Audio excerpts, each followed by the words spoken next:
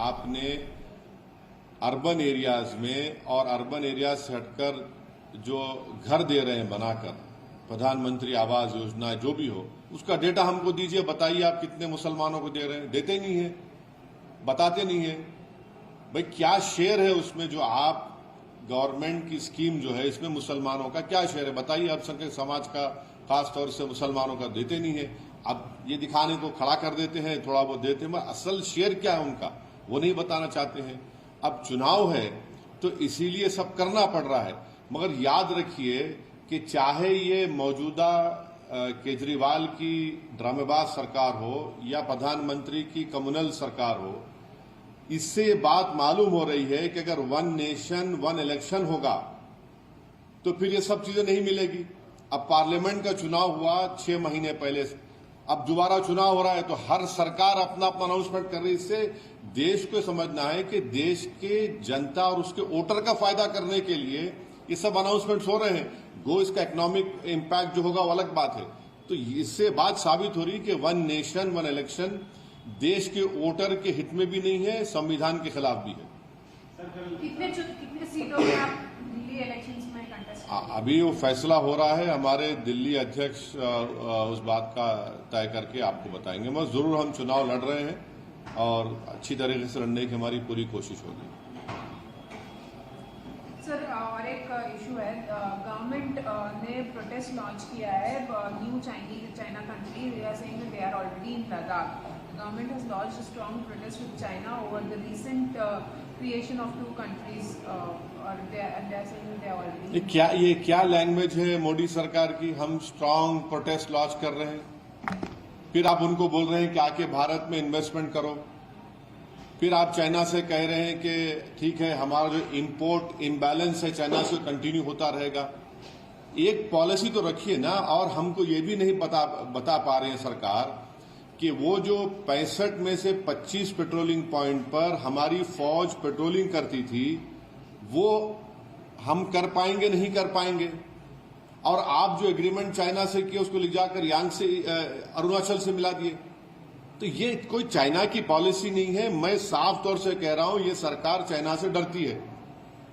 आपको हम strong protest क्या प्रोटेस्ट है? हमारी जमीन पर वो लोग ये एक कंट्रीज बना रहे हैं और डैम बना रहे हैं, और डैम बनाएंगे तो नुकसान किसको होगा?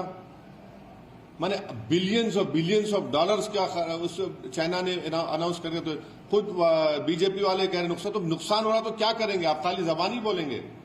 आप सरकार में हैं, आप पावर में हैं, आप प्रधानमंत्री हैं, आपकी पार्टी है, आप इसको क्यों नहीं कर पाते? रोक क्यों नहीं कर पाते इन चीजों को आप? मगर आपको चाइना से पैसा चाहिए इन्वेस्टमेंट के तौर पर।